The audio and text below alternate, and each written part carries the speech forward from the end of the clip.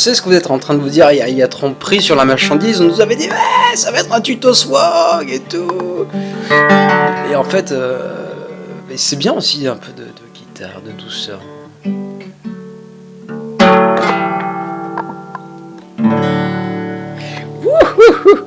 Ah, ça c'était mon petit kiff, hein, désolé. Hein. Il faut bien que je m'en fasse de temps en temps. Donc aujourd'hui, petite vidéo, El Calamba, pour vous présenter donc très clairement les teams sur lesquels je vous conseille d'investir. Pourquoi? Parce que là, on se retrouve à un point du jeu où les escouades jugées classiques n'ont plus grand chose à... Enfin, sont connues par tout le monde. Tout le monde sait, ou presque, comment contrer un Luke, comment contrer un Revan, comment contrer une Traya, comment contrer une Rey, surtout les teams un peu plus moyennes, donc comment contrer Kylo Ren, comment contrer les soldats de l'Empire, c'est très simple, comment contrer un Bossk, un Qui-Gon ne sert strictement plus à rien. Ce team-là ne sert pas plus à grand-chose, l'Empereur est devenu totalement rouillé, Akbar ne sert plus à rien. Tout le monde sait que Amphi suffit à destroncher toute une équipe donc de petits Ewoks. Les Phoenix, n'en parlons même pas, qui ont été classés comme sous-merde dans le dernier New York Post. Et j'en passe, des teams qui ne servent plus à rien.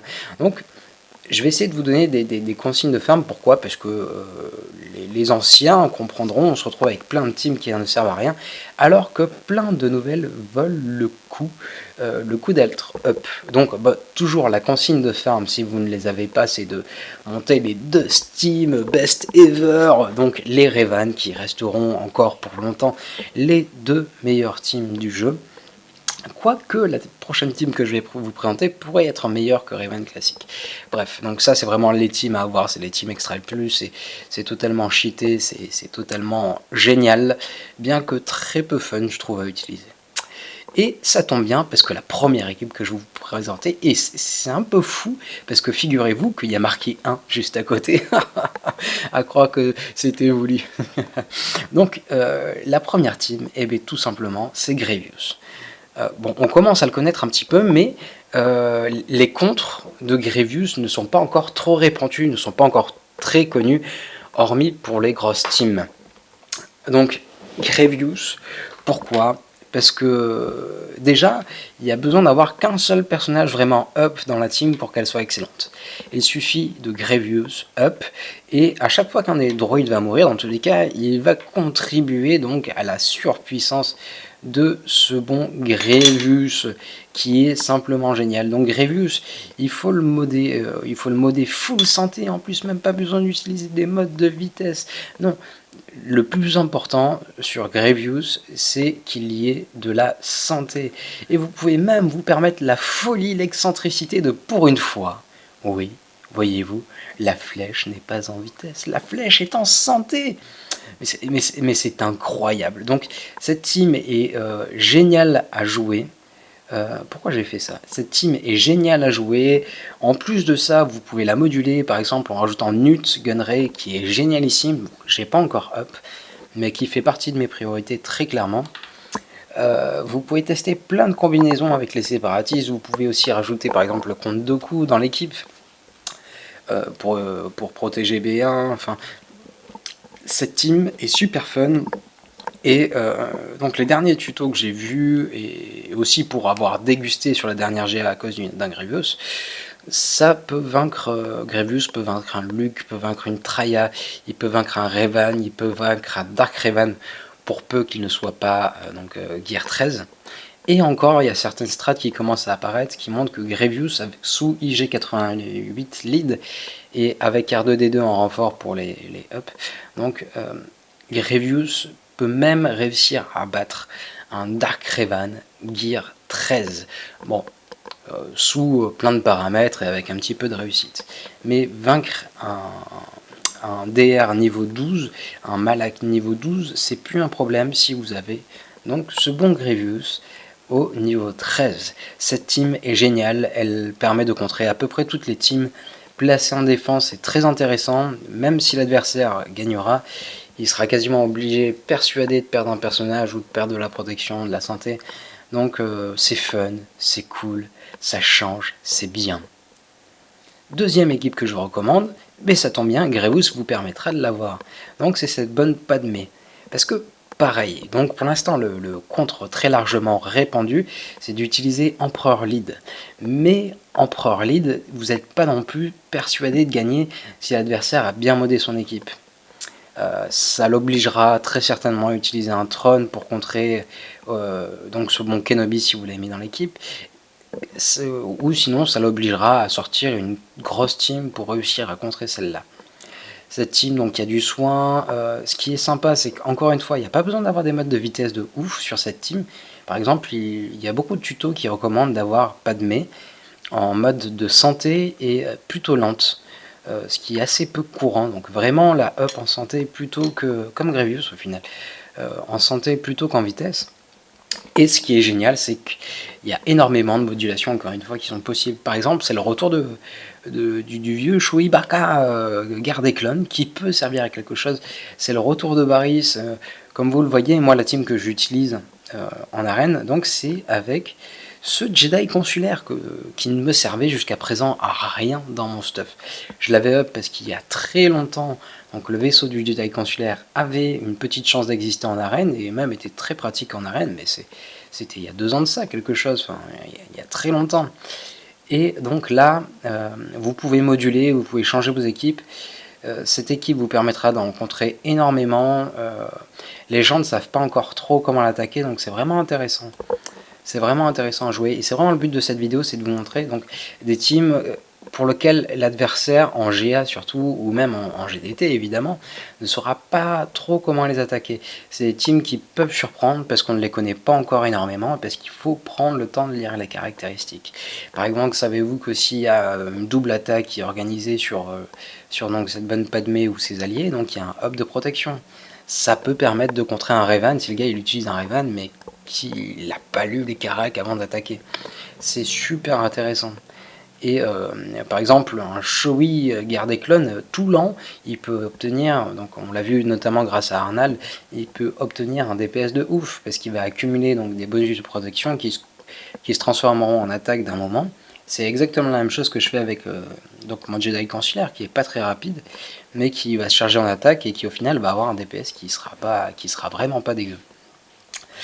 Troisième team donc que je veux vous présenter, qui n'est autre que donc cet Alpha Géonosien qui vient à peine d'arriver et qui fait déjà un malheur. Donc pour l'avoir affronté en GDT, cette team est surprenante.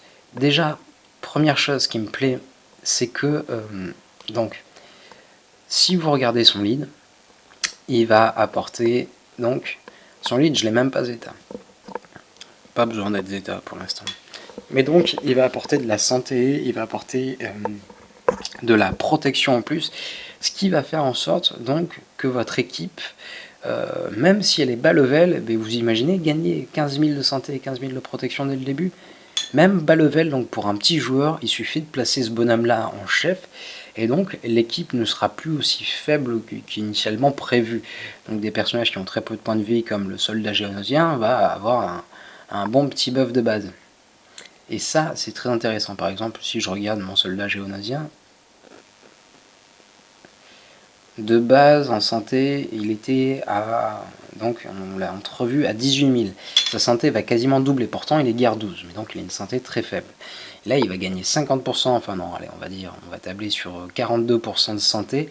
Et il va gagner l'équivalent... Non, qu'est-ce que je dis 42 non, il va gagner genre 90% de santé et à peu près 52% de protection. Voilà, grosso modo. Donc, ce qui va en faire quelqu'un de très intéressant. Et pourquoi? Parce que personne ne sait l'utiliser. Enfin, pas personne, s'il y en a qui sont renseignés, mais c'est très difficilement contrable. Le principe de l'alpha géonosien et donc des géonosiens en termes général, c'est qu'ils vont tous s'appeler, s'invoquer les uns les autres, ils vont se faire des hubs de protection. Il va y avoir donc ce bon Sunfuck qui va permettre également de récupérer de la santé. Donc à chaque tour, les géonosiens équilibreront leur santé, leur protection, enfin chaque fois qu'ils feront la nouvelle capacité des génosiens, l'appel, comment ça s'appelle ce truc qu'on va regarder en direct. il va y avoir plein d'attaques de masse en fait. C'est ça que je vous dis. Donc, dès à présent, ils vont tous invoquer les uns les autres, et si jamais il n'y a pas de confusion de masse en face, pour lutter contre la conscience collective, s'il n'y a pas de confusion de masse, eh bien, ça peut très vite tourner au drame. Et du coup, encore une nouvelle équipe où il va falloir de la confusion de masse pour contrer, et en plus de ça, donc avec un bon debuff qui est Sunfa qui fera un debuff à chaque fois qu'il attaque, énorme, génial. Des nouvelles capacités qui ont été ajoutées aujourd'hui sur chacun des Géonosiens quasiment. Énorme, j'adore. Donc pour l'instant ça va rester un grand mystère. Si vous placez ça en défense, ça va faire le café. Des personnages qui ont la confusion de masse, donc qui permet de lutter contre ce type d'escouade, il n'y en a pas énormément. Il y a un Fist principalement que je place en défense parce qu'il fait un travail monstrueux en défense. Il y a donc ce bon, comment il s'appelle, Wampa, mais dont l'utilisation est limitée, quoi. Il faut avoir la team qui va avec. Moi je l'utilise par exemple personnellement avec Rex. Confusion de max, il y a Logray, mais bon, les Ewoks à haut level, c'est pas non plus... C'est très bon, mais maintenant, ça l'est un peu moins, quoi. Et sinon, confusion de masse, on peut trouver quoi? Il y a aussi donc l'amiral Luldo, mais bon, très limité. Team Rey qui devient de plus en plus mauvaise au fur et à mesure du temps, il faut le dire. Ou enfin Dark Maul qui ne sert strictement à rien. Donc voilà, encore une fois c'est une team que vous pourrez moduler, vous pourrez ajouter par exemple Nutgun Ray, vous pourrez rajouter le compte Doku qui lui aussi devient énorme. Tiens, ça c'est mon réveil à raid. Et donc voilà, il y a plein de modulations qui sont possibles, c'est très bon, c'est même à bas level comme vous voyez ma team, mais je peux vous assurer que ça va faire un carnage en défense. Dernière team sur laquelle je tiens à vous dire que ça va faire des carnages. Alors ça aussi, c'est pas encore utilisé. Pourquoi? Parce que peu de personnes ont pensé à monter Shakti et ont vu le potentiel qui se cache en Shakti. Mais pour l'avoir affronté en grande arène, c'est quand même énormément cool. C'est-à-dire que cette capacité, avant même d'être Zeta, je crois qu'il y a un Zeta là-dessus qui doit arriver au niveau 8, très certainement. C'est ça doit être le Zeta. Mais donc, lorsque Shakti ou un soldat clone subit des dégâts, la jauge de tour de Shakti se remplit de 20%. C'est énorme, c'est énorme. Par exemple, vous faites une attaque de masse sur l'équipe, donc je sais pas, vous utilisez... imaginons que vous utilisiez... qui je vais dire? Bon, quelqu'un avec une attaque de masse, en fait, simplement. Il y en a tellement. Je vais vous dire Wampa, mais la confusion de masse, du coup... Ouais, mais elle arrivera après. Ouais, ça peut marcher. Donc, une personne qui fait une attaque de masse c'est 5 attaques, 5 bonhommes qui sont touchés. Donc la jauge de Shakti se remplira de 200% tout simplement. Sa vitesse de base, alors une fois up, est plutôt géniale. Là, elle est toujours niveau 1, elle est déjà à 110 et elle peut très vite terminer à 260, 280 de vitesse. Je pense même que si vous la modez bien, elle peut atteindre les 300. C'est un personnage très rapide et c'est un personnage qui va faire en sorte que les clones deviennent bons. Et ça, c'est très important. Les teams que je vous ai présentées, elles auront toutes un but sur Geonosis. Donc là, pour l'instant, Grievous et les Géonosiens, donc du côté qu'on découvre pour l'instant, donc où on affronte les gentils, on vit les méchants. Donc c'est en plus de ça super important de les up parce que ça va aider votre guild à avancer en faisant des points, en scorant sur Geonosis. De l'autre côté, République Galactique et donc Shakti plus clone, ça va vous permettre, une fois qu'on aura le Geonosis du côté lumineux, de scorer aussi. Et donc là, avec cette team, les clones servent enfin à quelque chose. Moi qui ai toujours dit que les clones étaient inutiles, inserviables, qu'ils ne servaient à rien, mais là, ils deviennent utiles. En plus de ça, on a une saison de Clone Wars qui est annoncée, donc il est très probable qu'il y ait de nouveaux clones qui arrivent et qui fassent de Shakti une des meilleures teams du jeu. Mais là, même en l'état, pour surprendre votre adversaire, ça peut être simplement génial. Et s'il n'a pas pris le temps de lire cette super capacité qui fait que sa jauge de tour augmentera constamment, hormis si vous utilisez un trône ou si vous réussissez à infliger la confusion dessus, vraiment cette team est surprenante. Et encore une fois, donc si vous faites des ups de Shakti, de Géonosien, de Grievous, Donc c'est des teams qui chacune soit vont vous demander d'utiliser, même Ancienne République, ça peut vous demander d'utiliser un trône ou ça peut vous demander d'utiliser la confusion de masse, et l'adversaire, si vous placez ça en défense, il n'aura pas 36 possibilités de faire de la confusion de masse ou de la confusion ou de rendre une cible incapacitante. Donc voilà, ce sont 4 teams sur lesquels il faut clairement miser, des teams qui peuvent surprendre, et c'est tout l'intérêt de cette vidéo, surprendre votre adversaire, le forcer à faire des erreurs ou le forcer à sortir des grosses teams pour affronter les vôtres, ce qui peut éventuellement vous donner un avantage en GA. Perso, je sais que mon dernier adversaire en GA avait toutes ses teams up, bon, une dizaine de guerres 13, j'ai pris une déculottée d'un autre monde. Et voilà, parce que je me suis fait surprendre, parce que j'ai pas l'habitude d'attaquer ces teams, parce qu'actuellement il y a très peu de tutos qui peuvent vous les présenter. Alors moi je vous les présenterai pas, hein, j'attaquerai pas avec, parce que il faudrait que je sois plus doué que ça dans les vidéos. Mais voilà, j'espère que ça pourra vous être intéressant, que ça pourra orienter votre farm. Sur ce, je vous souhaite une excellente soirée et je vous dis à très vite. Tchou!